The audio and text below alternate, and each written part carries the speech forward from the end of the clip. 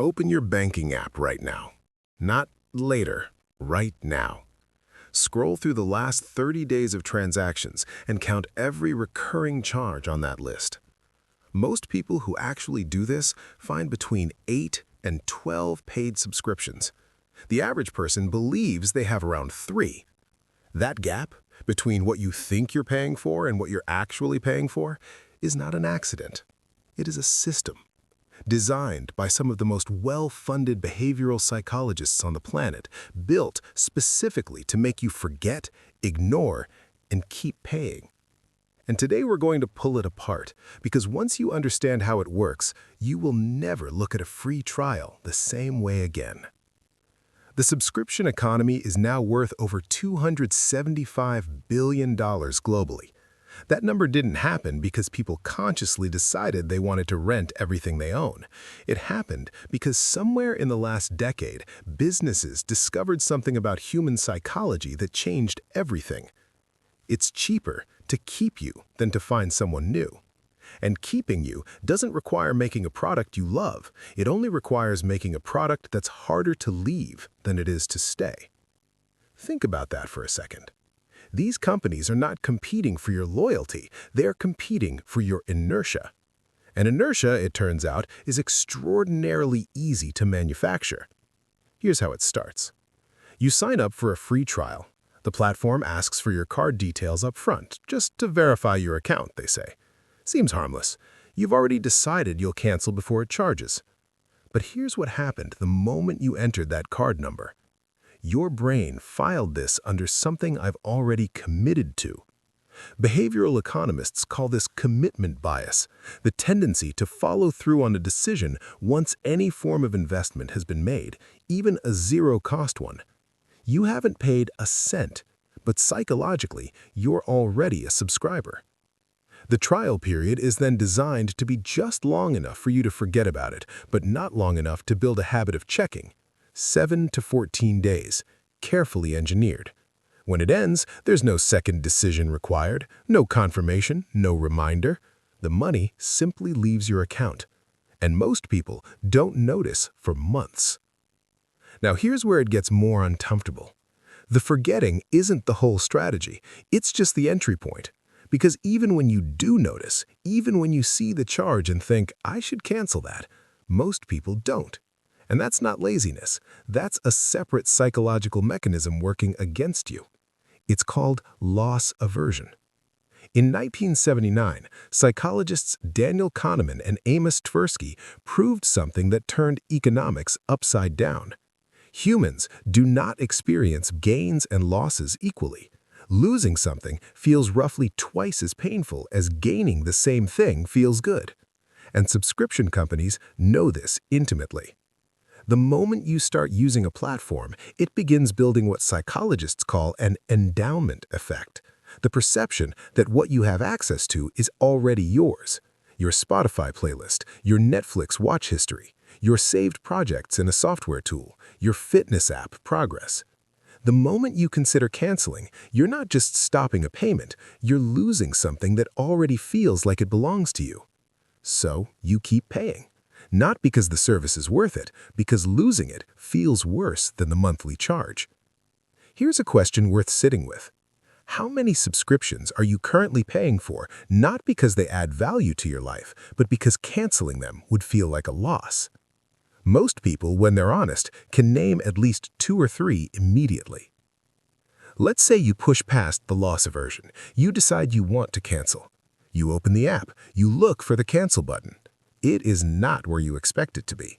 You navigate through settings, then account, then billing, then manage plan, then a page that asks why you're leaving, then an offer to pause instead, then a final confirmation that requires you to call a number during business hours. This is not a coincidence.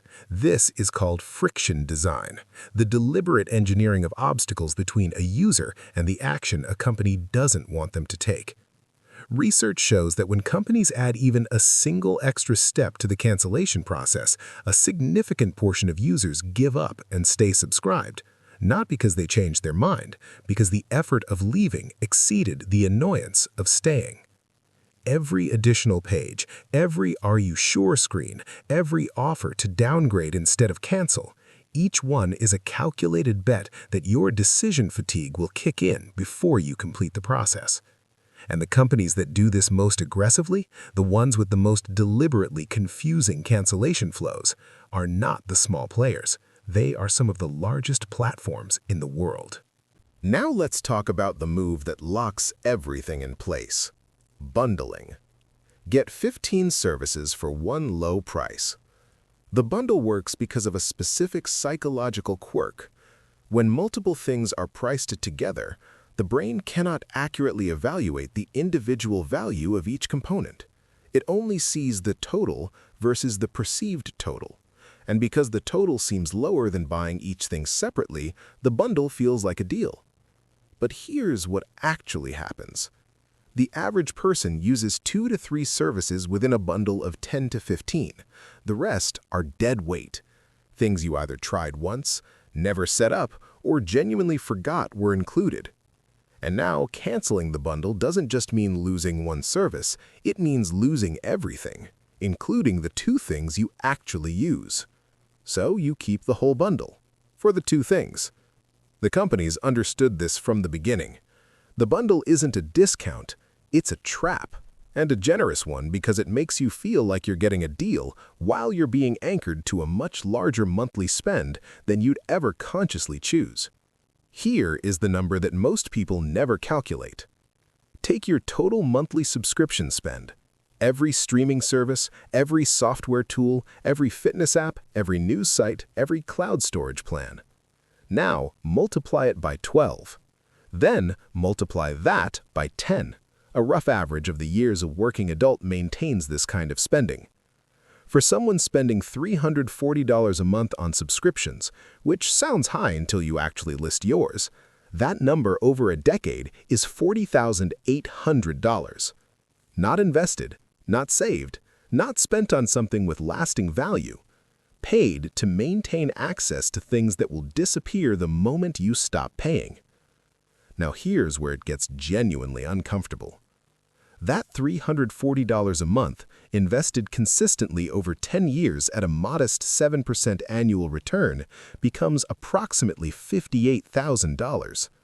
The gap between what the subscription economy costs you and what it could have built is not a rounding error. It is the difference between financial stagnation and a meaningful head start. And the worst part?